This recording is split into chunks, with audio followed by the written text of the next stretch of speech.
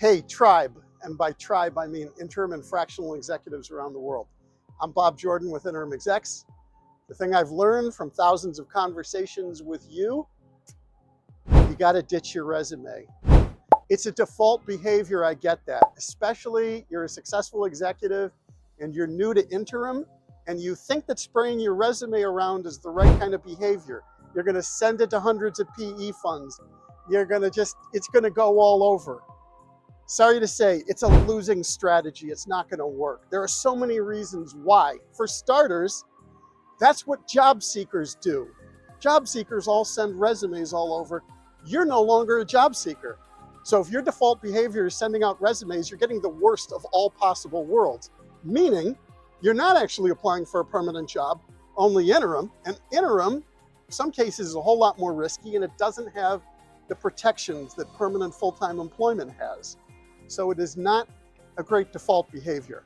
I know you don't like hearing that. And by the way, this is nuanced because, for example, as an agent, we do ask for resumes from people, but that's not what we lead with, and that's not how you're going to win. The way that veteran interims win, there are two things that they do, and they do this better than anybody else.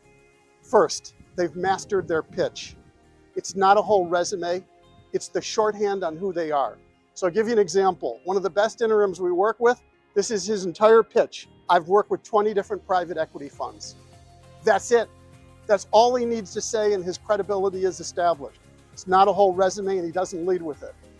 Second, you got to show up with the challenged company in hand.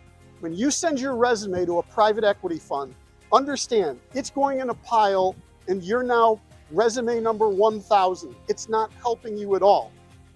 But let's face it, you're all veterans in industry because that gives you your gravitas to do interim gigs, right?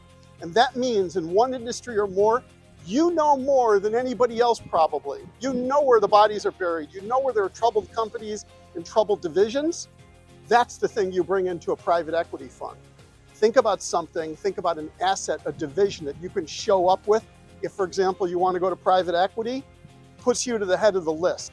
Or go straight to that company or division. Everyone's going to follow you that way. Make sense? Join the conversation. I want to hear what you think. I know this sounds crazy. It is nuanced. Let me know what you think. Thanks. You're Jimmy, right? This is your house? Sure is. I'm Winston Wolfe. I solve problems.